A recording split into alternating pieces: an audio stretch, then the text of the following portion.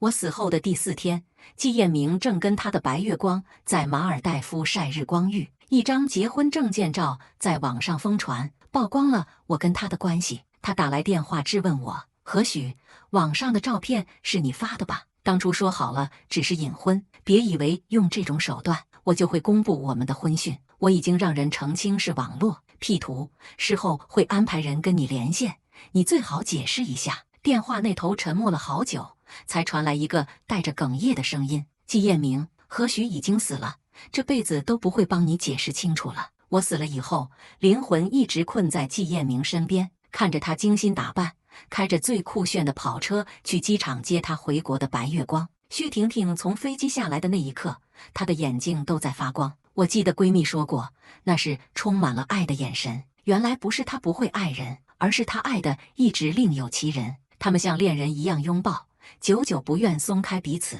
薛婷婷突然想起什么似的，将他推开：对不起，我都忘了你现在是有妇之夫，万一粉丝拍到传到网上，他看到了会不开心的。我看到季彦明抬起的手突然停在半空，最终拧着眉，不提这个，心烦。薛婷婷立马挽起他的胳膊，讨好的笑笑：都听你的，不说这个，我这次回来你开不开心？他笑，眼神里带着受伤。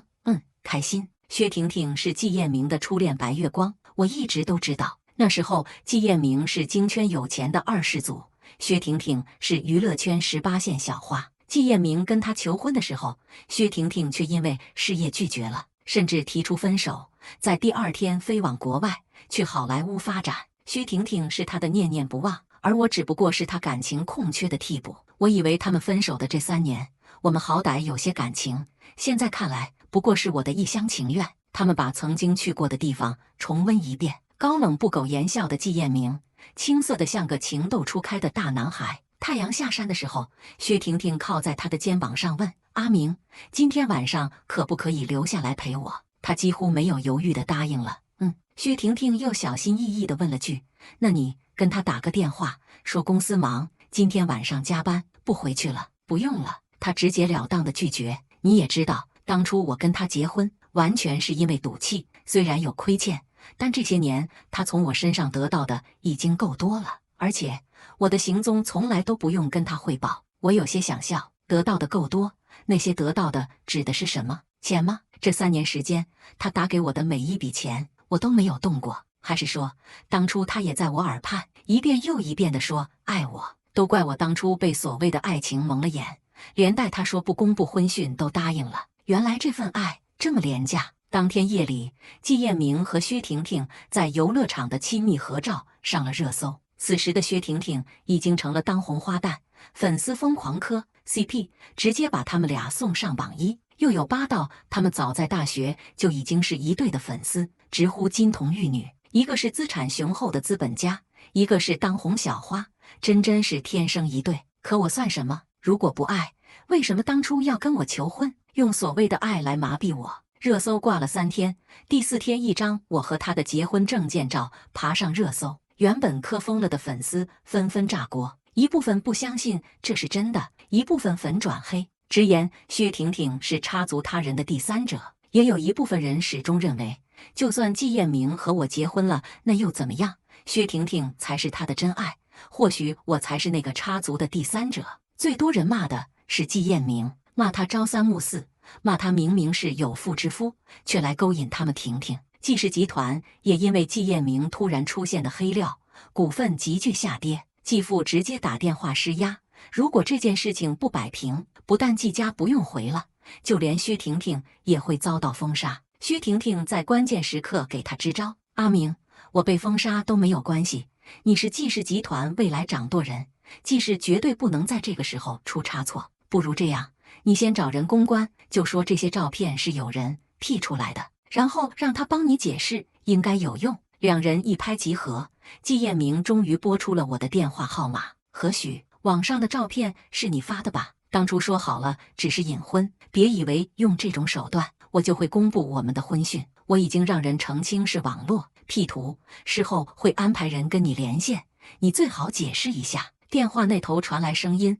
但却不是我的：季彦明，何许已经死了，这辈子都不会帮你解释了。你们随便怎么折腾，哪怕说查无此人也可以。季彦明愣了一下，但很快就讥讽着开口：“他又在耍新花样，怪我和婷婷在一起了。王秋莹，你告诉何许，要闹可以，但是要记住我的底线。季氏集团因为他跌了10几个点，婷婷也因为他被网暴，如果再不出面澄清，不要怪我不客气。”王秋莹冷笑了一下：“怎么不客气？杀了他？难道你不认为这是你咎由自取？如果不是你吃着碗里想着锅里，跑去和什么薛婷婷约会，会出现这样的事？一根烂黄瓜，以为谁会稀罕？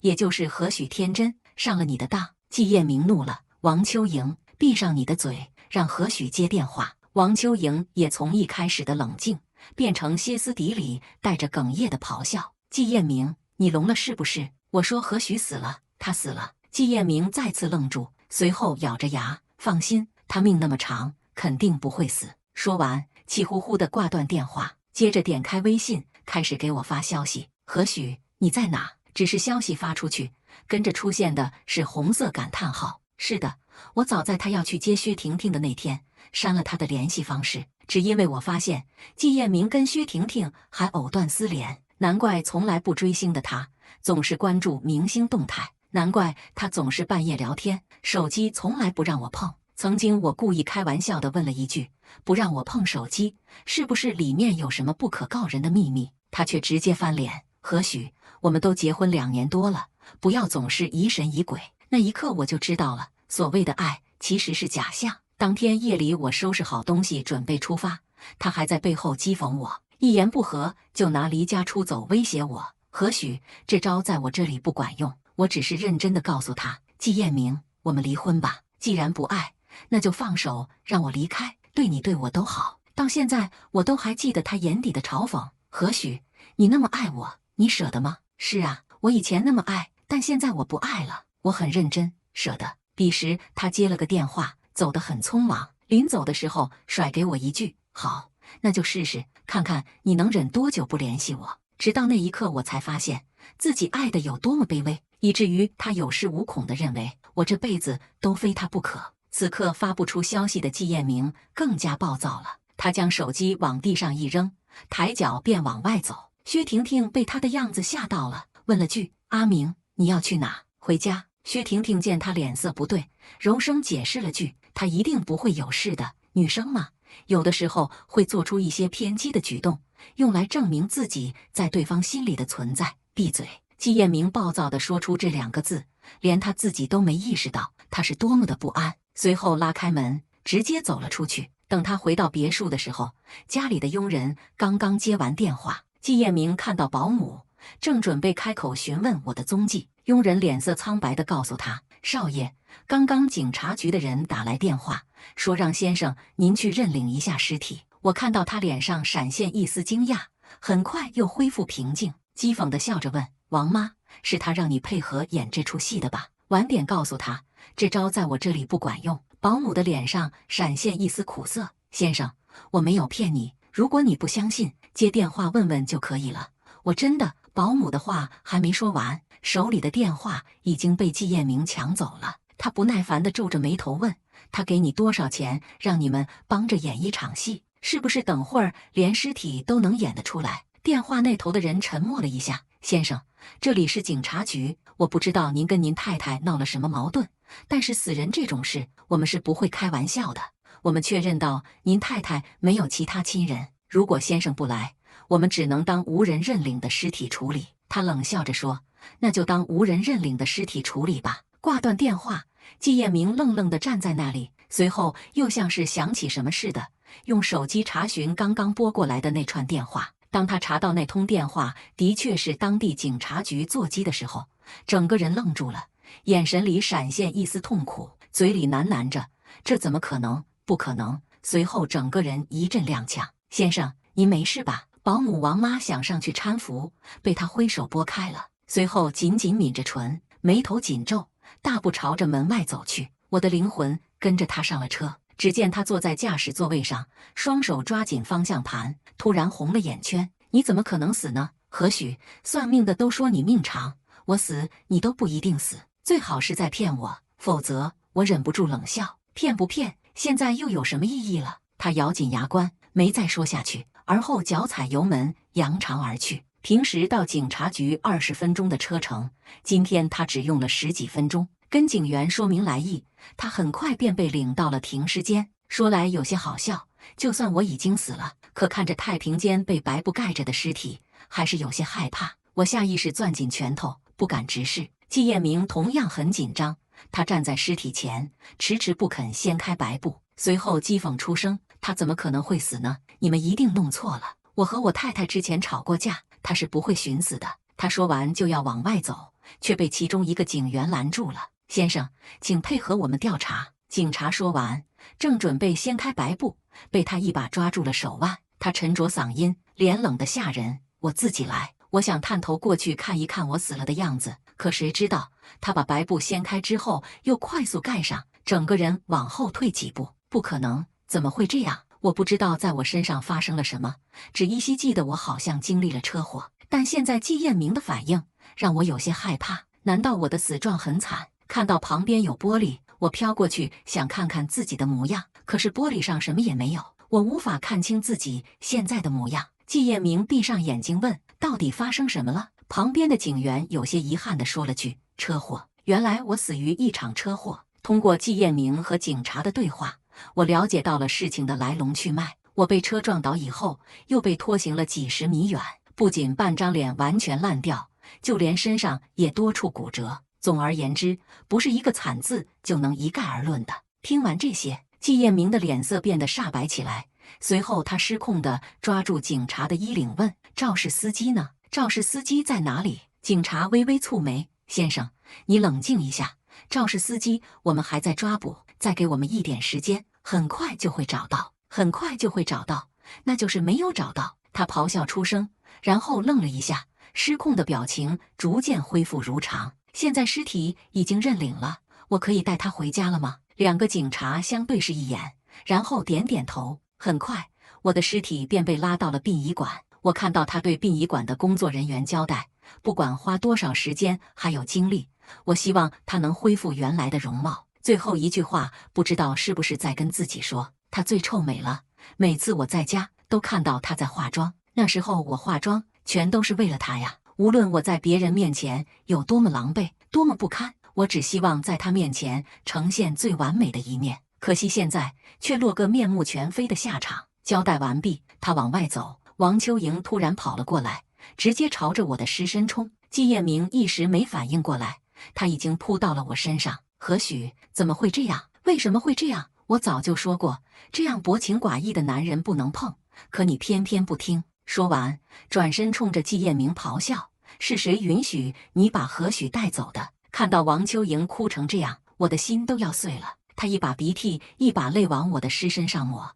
反应过来的季彦明迅速将他拽开：“不要碰他。”或许是太过难受，王秋莹哭得摇摇欲坠，最后倒在他的怀里质问：“既然你不爱他，为什么要娶她？你把我的何许还给我。”季彦明将他推开，张了张嘴，却什么都没说。王秋莹哭红的眼睛紧紧地盯着他，问：“他死了，你现在满意了吗？”季彦明皱着眉头：“你什么意思？”“我的意思你还不懂。现在何许死了，你就可以跟薛婷婷双宿双飞，不就如你的愿了吗？”季彦明的脸色有些难堪：“够了，不要再胡说八道。我偏要说下去，难道你不觉得这一切都太巧合了吗？薛婷婷刚回国，何许就出了这样的事？季彦明，你要是还拿她当妻子看，就为她查明真相。”季彦明再次露出诧异的表情，而我也震惊住了。难道真的如王秋莹所说，我的死不是一场意外？你到底想说什么？王秋莹苦涩地笑了一下：“我想说什么？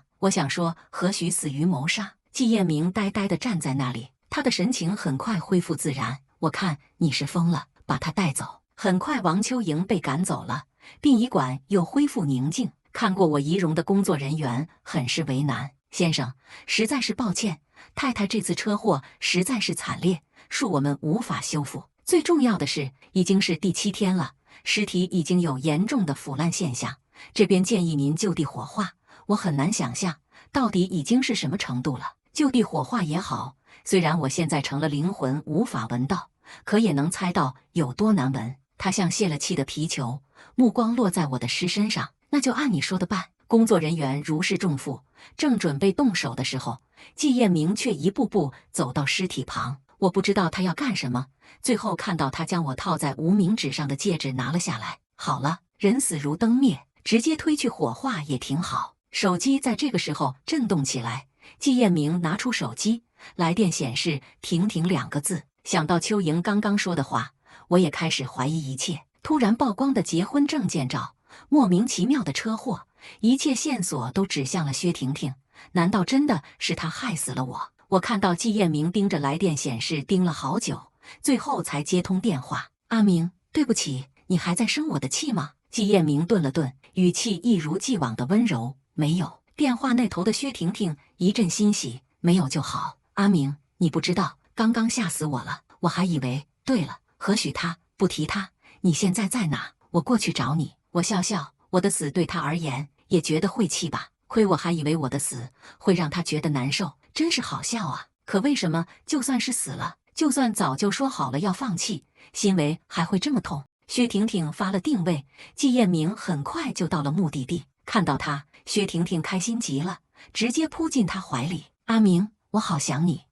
我也想你。薛婷婷踮起脚尖去吻他，季彦明直接偏过头。这里人多，我们先进去吧。看着这2个人秀恩爱，我有些搞不懂。死都死了，我到底有什么不甘心的？非得绑在他身边，活着不被他爱，死了也要受折磨吗？难道这就是恋爱脑的代价？2人很快就去了酒店。才刚进房间，薛婷婷再次主动吻上了他。这次季彦明没有拒绝，2个人从门口一路吻到床上。就在2个人即将进行下一步的时候，薛婷婷的手机震动起来，她摸索到手机，看也不看地划了句接，随后继续忘情拥吻。然而电话再次不依不饶地响起，薛婷婷不堪其扰，摸过来扫了一眼，立马变了脸色。阿明，我去接个电话，很快就过来。电话接起的一瞬间，我听到薛婷婷低声问了句：“你说什么？”知道了，不管用什么方法，一定。后面还说了些什么？我有些听不清，直觉告诉我，绝对和我有关。我飘到了阳台，果然又听到薛婷婷紧张的吩咐：“5000万，他怎么不去抢？该死的，5000万就5000万吧。”挂断电话，薛婷婷明显更加紧张了。我飘到她身边，看到她正用手机搜索车祸事故，很快就找到了关于我的新闻。所以说，我的死的确和薛婷婷有关。正思索着，阳台的门突然被人拉开，不仅仅是我，连薛婷婷也被吓了一跳。她快速熄屏，把手机捏在手里，脸上也挤出一丝微笑，问：“阿明，怎么了？”季彦明伸手碰了碰她的脸：“你脸色很难看，发生什么事了吗？”“没有。”薛婷婷回答得很快：“没有发生什么事。”“阿明，我……”季彦明的手机震动起来，他掏出手机查看消息，抬头看了薛婷婷一眼，脸色微变。我有些好奇消息内容，凑过去看了一眼，跟着惊住。消息是王秋莹发来的，里面是一张聊天截图，截图内容的是我手机里的短信记录。何许是吧？我叫薛婷婷，相信这个名字你不陌生。现在我回来了，季太太位置你也该让给我了。如果让我得知你还死皮赖脸的纠缠，等待你的只有死这个字。或许是见季彦明没有反应，王秋莹的电话很快打了进来。季彦明犹豫了一下，然后接通电话。现在你应该相信我的话了吧？医生说他被撞倒拖行的时候，意识还很清醒，他走的时候该有多痛。可那时候你在干什么？你和你的白月光在马尔代夫晒日光浴。季彦明，你到底有没有心和一个杀害你妻子的凶手在一起？我的心紧紧地揪在一起，这就是忘记的原因吗？因为太疼，就算是变成灵魂，也不愿记起来。他没有回答秋莹的话，而是挂断电话。薛婷婷没有听到电话里的内容，见季彦明目光落在自己身上，心下一慌。阿明，你干嘛这样看着我？我好怕，你是不是有什么事瞒着我？季彦明淡淡询问，眼睛却紧紧地盯着他。薛婷婷明显有些慌乱，我哪里有什么事瞒着你？阿明，你怎么了？不等我多想，季彦明再次质问，他出事那天，你联系过他？薛婷婷还在狡辩，阿明，我不懂你在说什么，我无缘无故怎么会联系他呢？季彦明直接把手机递到他面前，不要告诉我这个号码不是你的，也不要告诉我这张图是 P 出来的。阿明，你听我姐。”他话还没说完，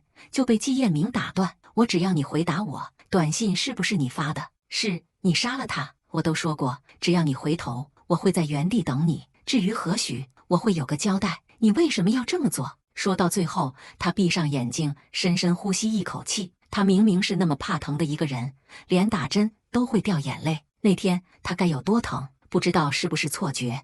睁开眼睛的时候，我竟然看到了他开始泛红的眼眶。薛婷婷看着季彦明，双唇抖了抖。阿明，我可以对天发誓，我真的没有杀他。我承认，结婚证件照是我偷偷让人拍下来，然后发到网上的。我知道我会被一些黑粉攻击，但我也清楚，只有这样做你才会怀疑他，然后和他离婚。因为我妒忌他，在我不在的时光拥有了你这么久。阿明，我做这些都是因为我太爱你了。他说完，直接崩溃大哭，最后扑进季彦明怀里，一遍又一遍的呢喃：“我没有杀他，我真的没有，你要相信我。”直至最后，两个人拥吻在了一起。看到这个结果，我反而没有意外的感觉。活着的时候他都不爱我，怎么可能奢求他在我死了以后又刻骨铭心？所谓活人争不过死人，只不过是自欺欺人。虽然我的容貌没有被修复，可是葬礼办得很体面。下葬那天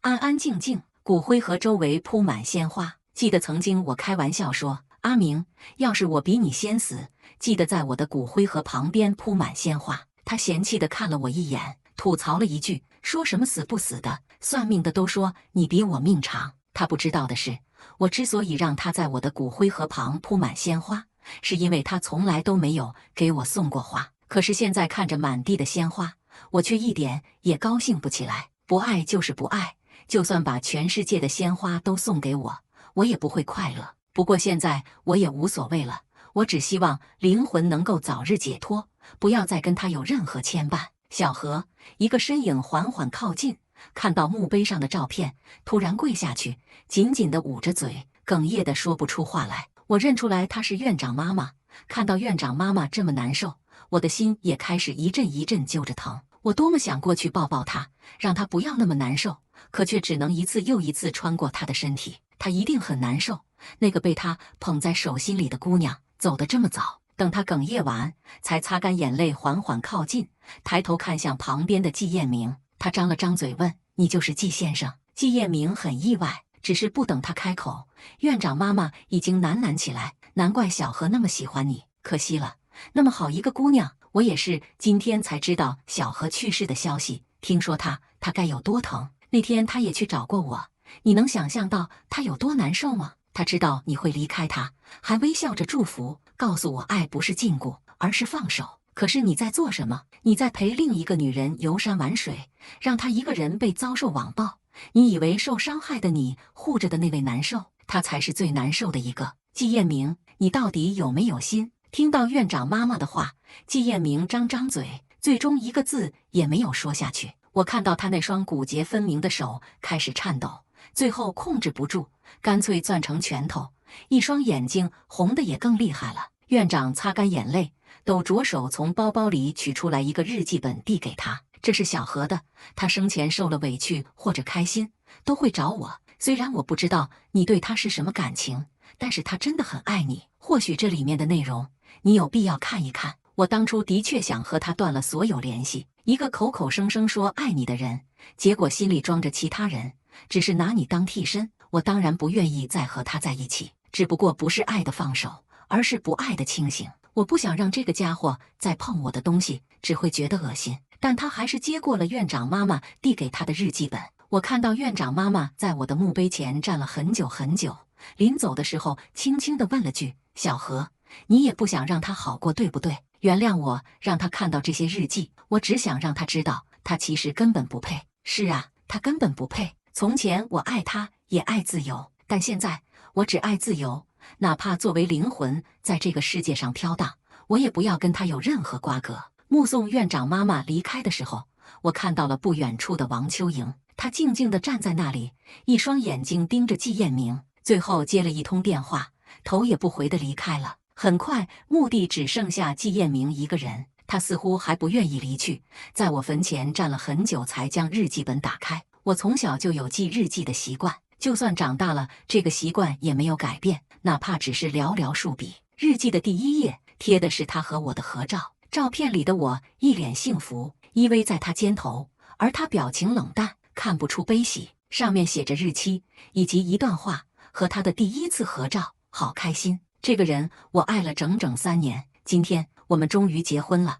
虽然是隐婚，可不影响我是这个世界上最幸福的人。我应该早在和他拍这张照片的时候就意识到他不爱我才对。可笑的是，我竟然以为这是爱。接着是第2页，第1次给他煮饭，不小心烫伤了手，可是他工作忙，没有回来吃，我吃了冷掉的饭菜，好难受，下次再接再厉。第3页，爱一个人，等待也变成了甜蜜，他又加班了，好心疼。我喝醉了，好想他。第4页，他们都说他是2世祖，只有我知道他内心其实很寂寞。我想温暖他，但却怎么样都走不进他的心。阿明，让我好好爱你好不好？第5页，看到了他初恋的照片，好漂亮。我八卦了一下，原来他的初恋去好莱坞发展，他们才分的手。他一定很爱他吧？我只是没想到，那么骄傲的一个人，居然也有这么卑微的时候。好心疼他，也好妒忌那个女孩。第 N 页，我看到他手机里的内容了，原来他的初恋就要回国了，听说现在已经是个大明星，真是郎才女貌的一对。第 N+1 页，他喝醉了，我从来都没有见过他这么难受的时候，可他抱着我，喊的却是另外一个女人的名字。第 N+2 页，他回国了，我看到鲜少会笑的他，从早上起来就很开心。我没有过问，但我知道是时候该放手了。还好我现在已经不是一个人了，在我身体里有另外一个他，将会在余生陪伴我，足矣。日记到这里戛然而止。我清楚地记得那天，我写完日记交给院长妈妈保管，告诉她我要出去旅游。那个时候的我憧憬着属于我的未来，和他离婚，带着未出世的宝宝，过自己的自由生活。只可惜却发生了意外。我的孩子眼眶在这一瞬间湿润，我将手放在小腹上，我的孩子也不在了吗？或许是这些日记唤醒了我，记忆碎片接踵而至，我想起来车祸那天的场景了。那天除了收到薛婷婷的短消息，我还接到了一个电话，约我出去见面。但那个人到底是谁？是薛婷婷吗？我不记得了，我只记得每天我出别墅必经的路上，突然窜出来一辆车，直接撞向我。那股力一瞬间将我的5脏6腑都撞碎了似的，疼得我连呻吟都做不到。接下来我的身体被挂住，可那辆车根本没有停下来的意思，强行将我拖行在地上几十米。刺目的红侵蚀着我的眼睛，火辣辣的疼在我脸上还有身上肆意游走。我的血随着拖行洒了一路，短短的几分钟，却比1个世纪还久，久到我不知道自己的死是因为失血过多，还是疼痛。生命最后一刻，我拼尽全力将手放在小腹上，我多么想把这个孩子生下来，多么想看着他长大。只可惜命运弄人，那么怕疼的我，那么想重新好好生活的我，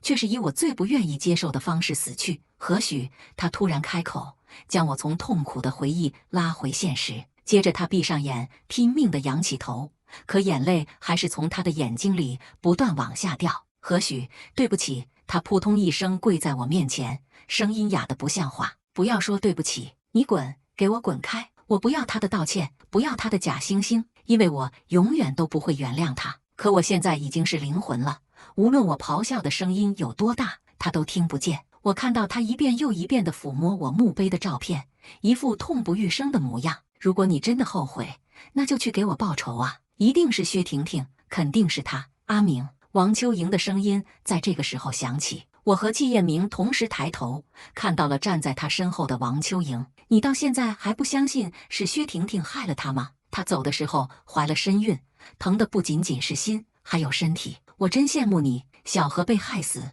你还能心安理得的和凶手一起生活。季彦明没有回答他的话，因为他的手机在这个时候震动起来，接通电话，里面是薛婷婷的声音：阿明，怎么办？不知道是谁发布了何许的死讯，还说了是1尸2命。现在不仅公司要雪藏我，所有网友都攻击我。就在刚刚，我还收到了一个匿名快递，里面是一堆被砍成几段的死老鼠。阿明，我好害怕，他们让我去死。季彦明面无表情地回了句：那你就去死啊。什么？薛婷婷似乎没有想到季彦明会这么说，其实我也没想到，甚至以为是我出现了幻听。没什么，薛婷婷还在哽咽。阿明，你能来陪陪我吗？这句话说完，季彦明没有丝毫犹豫地答应了他。好，我就知道，就算薛婷婷是杀害我的凶手，他也不会拿她怎么样。天真的我居然还相信他会为我报仇。我眼睁睁地看着季彦明坐上车，不舍得走的我拼了命地嘱咐王秋莹：秋莹，去报警吧，你告诉他没用，他们是一丘之貉。尽管他听不到，我还是不断地重复着。然而王秋莹只是愣愣地看着季彦明的背影。我被一股无形的力量再次拉扯回季彦明身边，跟着他一起来到了薛婷婷所在的公寓。一看到他，薛婷婷立马扑了上来。阿明，季彦明面无表情地将他推开，突然问：你会煮饭吗？薛婷婷一愣，随后娇嗔开口：你知道的，我平时一直忙着拍电影电视剧那些，哪里有空煮饭？不过等以后我们结了婚，我会努力学煮饭的。他会为了我学煮饭，煮好一桌饭菜等我回家。薛婷婷没反应过来，什么？阿明，你怎么了？被网暴的不仅仅是你，还有他。你是明星，有公关团队，他只是个无权无势的素人。他怕疼，是被活活疼死的。他没有亲人，却连同肚子里的孩子一起被夺走生命。季彦明说着说着，眼眶再次泛红。薛婷婷被吓到了。阿明，你到底怎么了？季彦明却将查到的转账记录拿出来给他看。你说何许的死和你无关，那我问你，这5000万你是转给谁的？难道不是封口费？阿明，季彦明突然一把掐住他的脖子，恶狠狠地说：你应该知道他死的时候还怀了我的孩子吧？薛婷婷，你好狠的心。我没有。薛婷婷拼命挣扎，快要喘不过气来，直到最后她才松开手。薛婷婷瘫软在地上解释：真的不是我什么都不知道，我也不知道她怀了身孕。我承认我给了5000万，是因为王妈威胁我说，如果我不给她钱，她就把偷拍照片的事告诉你。阿明，你原谅我吧，我错了，我真的错了。然而季彦明却只说了一句：你走吧，我再也不想看到你了。季彦明回到属于我们的家，整整1个月没有出过门。王妈不知道什么时候已经不见，偌大的别墅只剩下她一个人，不接打电话，不说话，不看手机，也不看电视，每天只是对着我的照片发呆。直到最后，她在我的照片上落下一吻，眼泪跟着往下掉。何许，我后悔了，你回来吧。何许，你看，我再也没有不回家，你回来好不好？我以为你只是我感情的替补，我以为给你一个家就够了，所以肆无忌惮地享受你对我的爱以及所有温柔。我承认是我的错，我以为我不会爱上你这样的女人，可我到底错了。何许，我的妻，我爱你，我只觉得好笑。无论是他掉眼泪还是忏悔，在我看来全是鳄鱼的眼泪，全都是假惺惺。我都死了，说这些又有什么意义？哪怕他现在就死在我面前，我也只会觉得肮脏，而不是原谅。谁曾想我竟然一语成谶。他说刚刚那些话，放下照片，然后弯腰从抽屉里取出来一把美工刀。何许，你和孩子一定很孤单，我来陪你好不好？我被他气笑了。懦夫，恶心东西，敢死却不敢给我报仇，要死也先想办法放我走，不要拿你那肮脏的血污染我的眼睛。美工刀划开他手腕的时候，鲜血立马迅速往下流。我一点也不想再见到他，所以拼了命想逃离。然而每一次都被那股无形的力量拉扯回去。就在他慢慢倒下去的时候，房门突然被人打开，一个身影窜进来。阿明，你是疯了吗？那个身影说完，又快速跑到房间，从医药箱找到纱布，将他手腕上的伤口缠好止血。你以为你死了，何许就会原谅你？你以为他希望看到你这样？阿明，何许到死都还爱着你。如果我是他，我会希望你代替我好好活下去。季彦明睁开眼睛，愣愣地看着他。王秋莹继续哭着说：我知道何许走了以后你很难受，我同样难受啊。我们是他在这个世界上最爱的人，为什么不能为了他好好活下去？阿明，你和我都是伤心的人，就让我代替何许陪你走下去吧。